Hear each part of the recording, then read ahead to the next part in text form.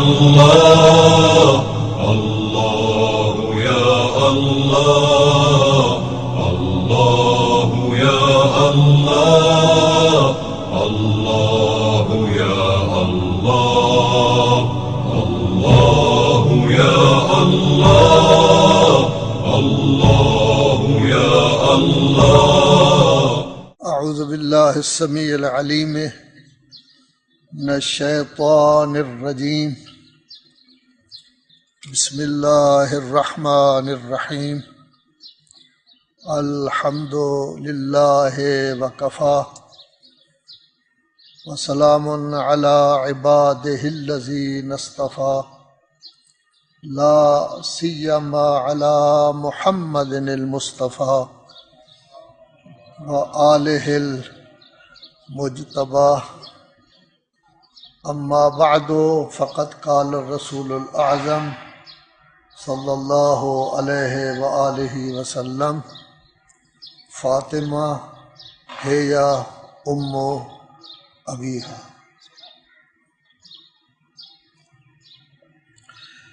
خداوند عالم نے حضرت انسان کو اشرف المخلوقات بنایا، کائنات پر اس کو فضیلت اور احترام دیا. حضرت انسان دو شعبوں میں منقسم ہے، عورت اور مرد. لیکن چونکہ مرد ہمیشہ تمام معاملات میں آگے رہا ہے، اس واسطے جس قدر استیصال عورت کا ہوا ہے اتنا استیصال کسی اور کا نہیں ہوا. کسی زمانے میں عورت انسان ہی نہیں سمجھی جاتی تھی، پھر خرید و فروخت کا مال اس کو قرار دیا گیا، حتیٰ کہ اسی طرح یہ بیچاری زندگی بسر کرتی رہی. خداوند عالم نے اپنے قرآن مجید میں سب سے پہلے حضرت آدم علیہ السلام کی زوجہ کا ذکر کیا. اگر قرآن مجید کا آپ مطالعہ کریں، وہاں دو قسم کی آیات ہیں. بعض آیات میں آدم اور حوا دونوں کو تثنیہ کے عنوان سے ذکر کیا گیا ہے، گویا آدم و حوا دونوں اس میں شریک ہے. بعض آیات میں فقط حضرت آدم کو مخاطب کر کے ان کا تذکرہ کیا گیا ہے، جس میں اشکالات بھی ہیں، دوسری چیزیں بھی ہیں. لیکن قرآن مجید کی کوئی ایک آیت ایسی نظر نہیں آئے گی کہ جس میں حضرت حوا پر اکیلے ذکر کر کے کوئی اشکال کیا گیا ہو. یا حوا شریک کار ہیں، یا اشکال جو وارد ہو رہا ہے وہ حضرت آدم پر ہو رہا ہے. اسی سے پتہ چلتا ہے کہ ابتدا ہی سے خدا جانتا تھا کہ اگر ایک آدھ دفعہ بھی تذکرہ ایسا آ گیا تو مرد کبھی بھی عورت کو نہیں چھوڑیں گے، اسی پر ہی اشکال کریں گے. لذا ایک دفعہ بھی حضرت حوا کا علیحدہ تذکرہ کرتے ہوئے کوئی اشکال نہیں کیا گیا. آپ جانتے ہی ہیں، قرآن مجید کا مطالعہ کریں تو اس سے یہ مطلب واضح ہو جاتا ہے. حضرت آسیہ کسی نبی کی بیوی نہیں تھی، فرعون کی اہلیہ تھی، لیکن اس قدر عظمت کی مالک ایک نبی کی زندگی کا موجب بنی.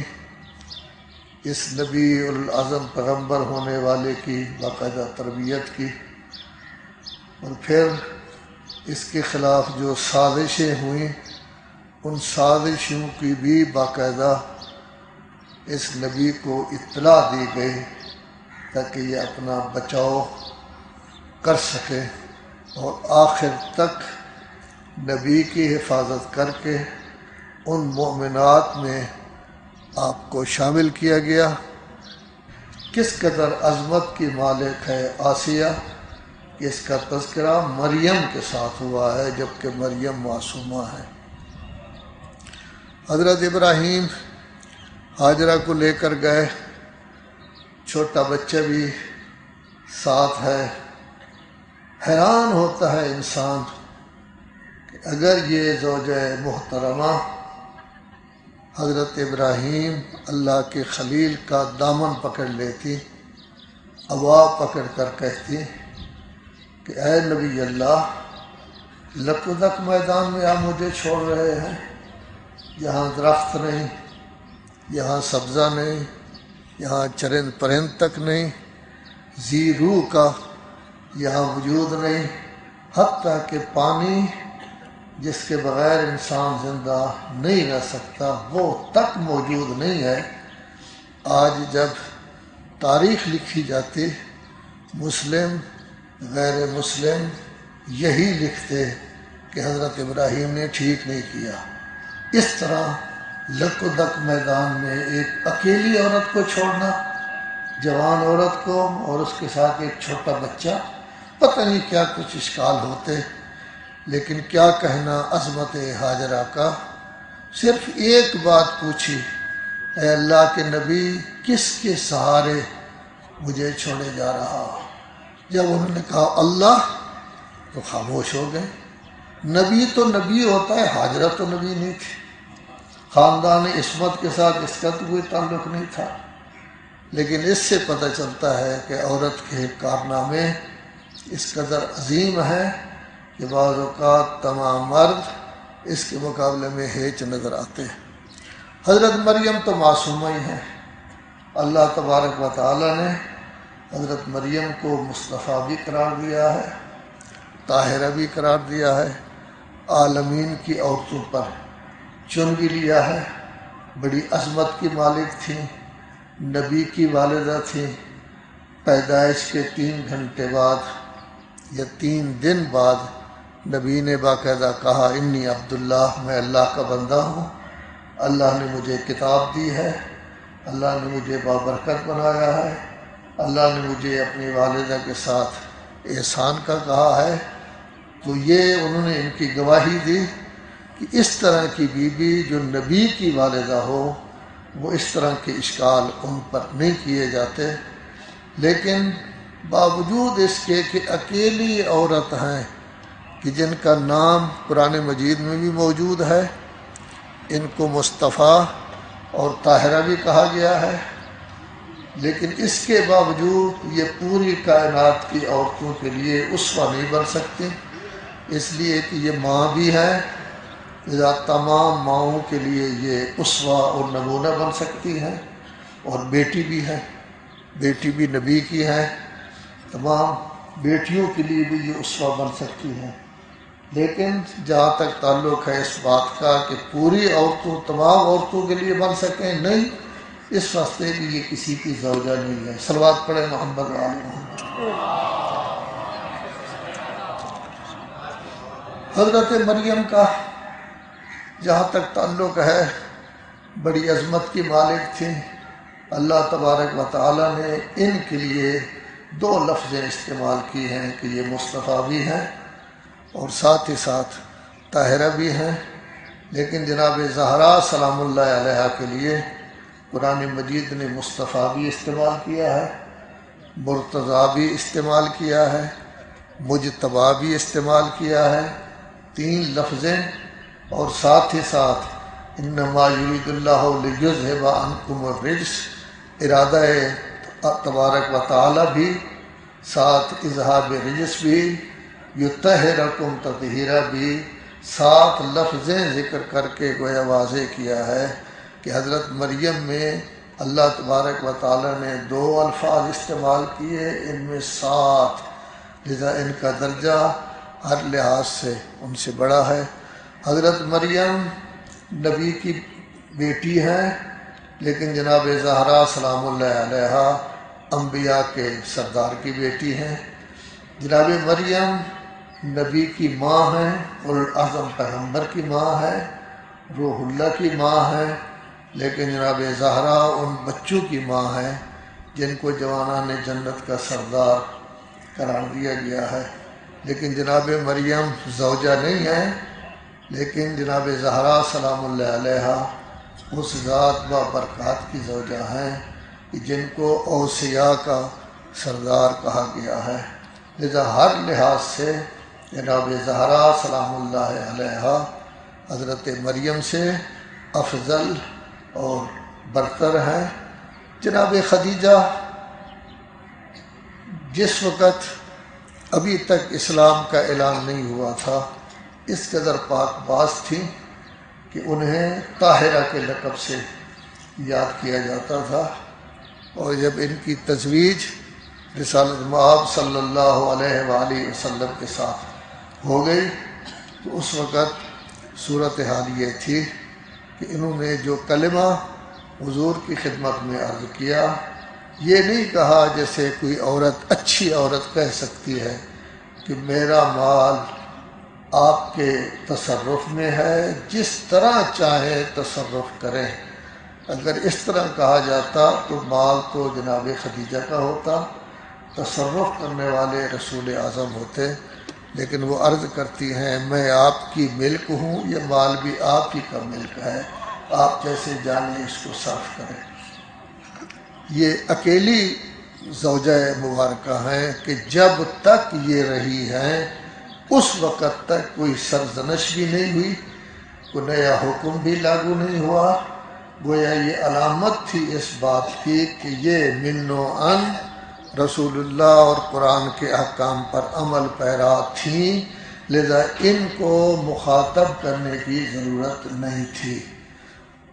جناب خدیجہ کی بیٹی فاطمہ زہرا سلام اللہ علیہا، جس کی یہ عظمت کہ ماں کے بطن میں موجود ہیں اور ماں کے ساتھ باقاعدہ بات چیت کرتی ہیں۔ عورتوں نے ان منقطع ہو گئی تھیں، جدا ہو گئی تھیں، مقاطع کیا ہوا تھا، بیکاٹ کیا ہوا تھا، کوئی عورت گھر نہیں آتی تھی۔ جناب خدیجہ ہمیشہ تنہا رہتی۔ ایک دفعہ رسول اللہ آئے، دیکھا کہ جناب خدیجہ باتیں کر رہی ہیں، بڑے خوش ہوئے۔ اس کا مطلب یہ ہے کہ آج کچھ عورتیں آئی ہوئی ہیں جن کے ساتھ باتیں کر رہی ہیں، لیکن جب پوچھا تو اس وقت یہ کہا کہ میرے پیٹ میں جو بچہ ہے وہ مجھ سے باتیں کر رہا ہے۔ یہ در حقیقت بتانا مقصود تھا کہ پیٹ میں جناب زہرا سلام اللہ علیہا عام بچوں کی طرح نہیں ہیں، بلکہ خدا کی برگزیدہ مخلوق ہیں کہ ماں ان کے ساتھ انس حاصل کر رہی ہے، بات چیت کر رہی ہے۔ پھر یہی جناب زہرا بہت چھوٹی سی تھی، جناب خدیجہ اس دنیا سے چلی گئی تو جناب زہرا لپٹ جاتی ہیں اپنے بابا کی ٹانگوں میں اور کہتے ہیں بابا میری ماں کہاں ہے، میری ماں کہاں ہے۔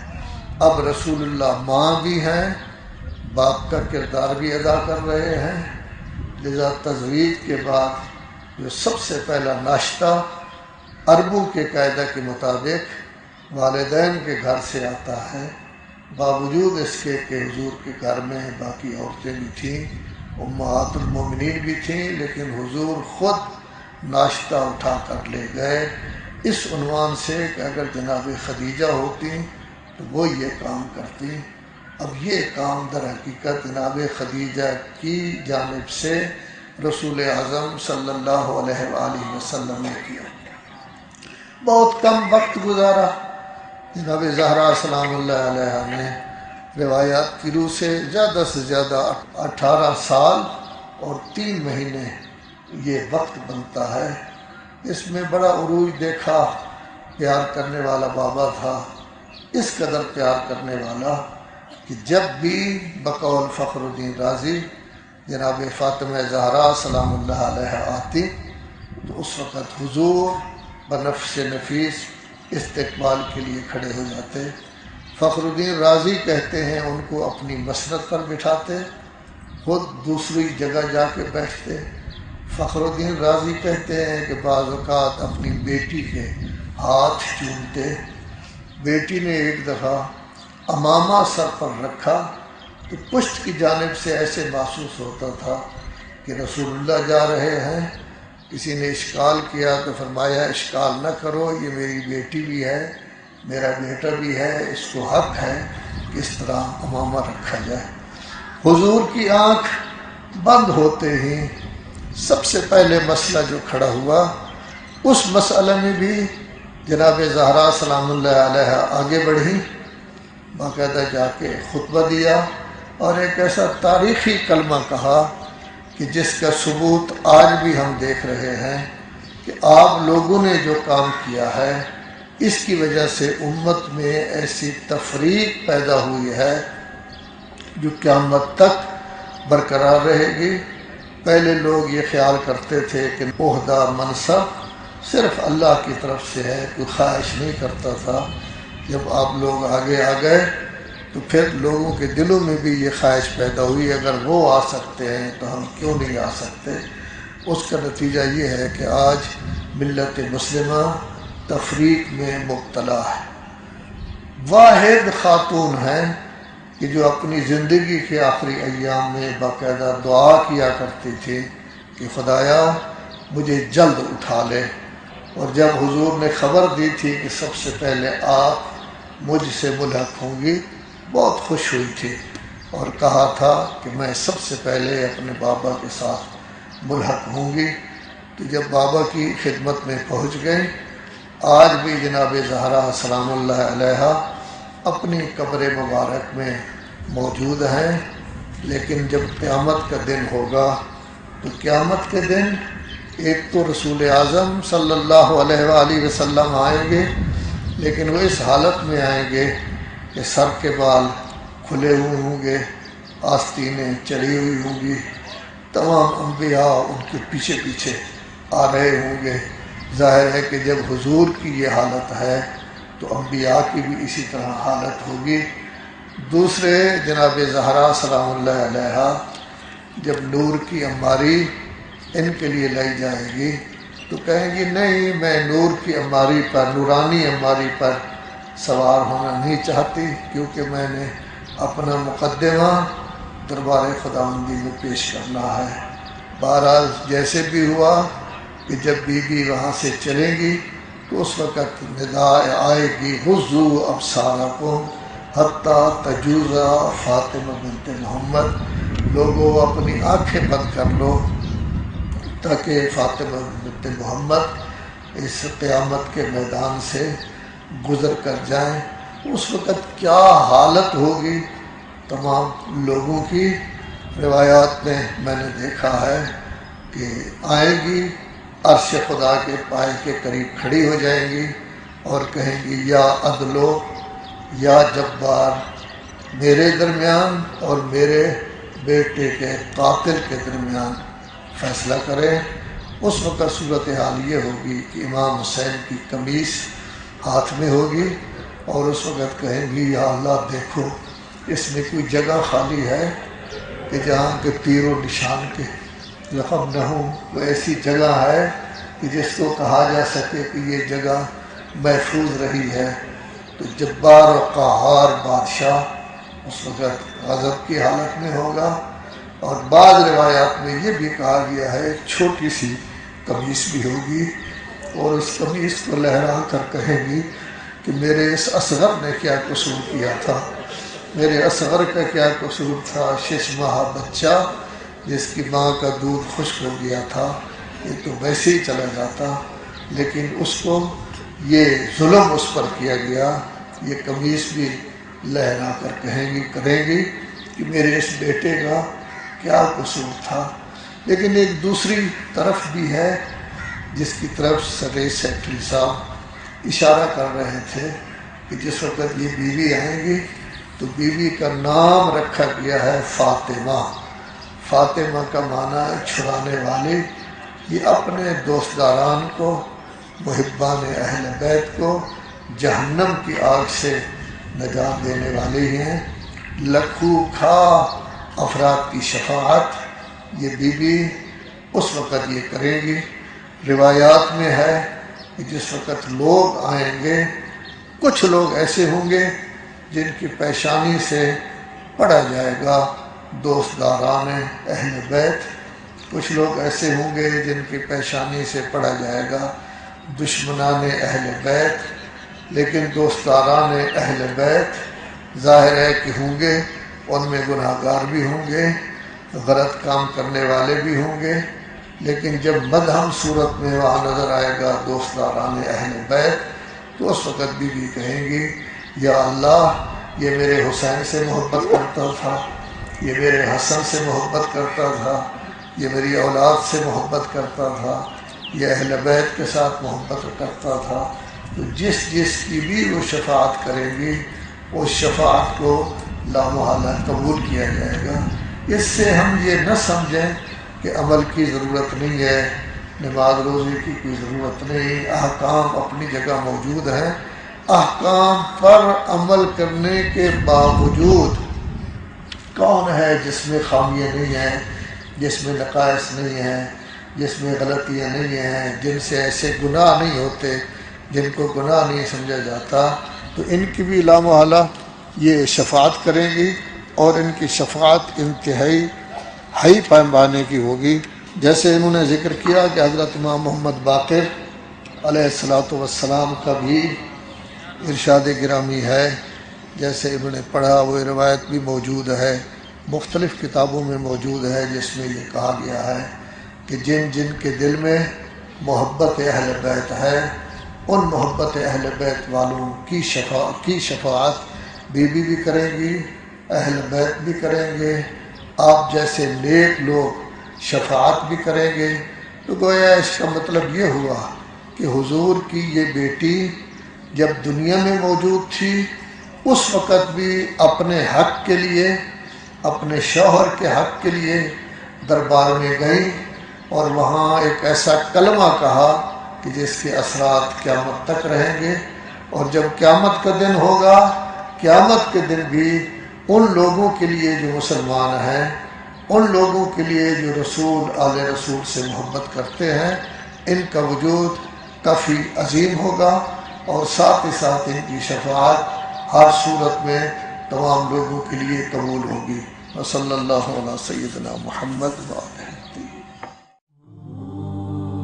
اللہ یا اللہ، اللہ یا اللہ، اللہ یا اللہ، اللہ یا اللہ، اللہ یا اللہ، اللہ یا اللہ۔ اس واسطے جس قدر استیصال عورت کا ہوا ہے اتنا استیصال کسی اور کا نہیں ہوا۔ کسی زمانہ میں عورت انسان ہی نہیں سمجھی جاتی تھی، پھر خرید و فروخت کا مال اس کو قرار دیا گیا، حتیٰ کہ اسی طرح یہ بیچاری زندگی بس۔ من الشیطان الرجیم، بسم اللہ الرحمن الرحیم، الحمد للہ وکفی وسلام علی عبادہ الذین اصطفی، لا سیما علی محمد المصطفی وآلہ المجتبی، اما بعد فقد قال الرسول الاعظم صلی اللہ علیہ وآلہ وسلم، فاطمہ ہی ام ابیہا۔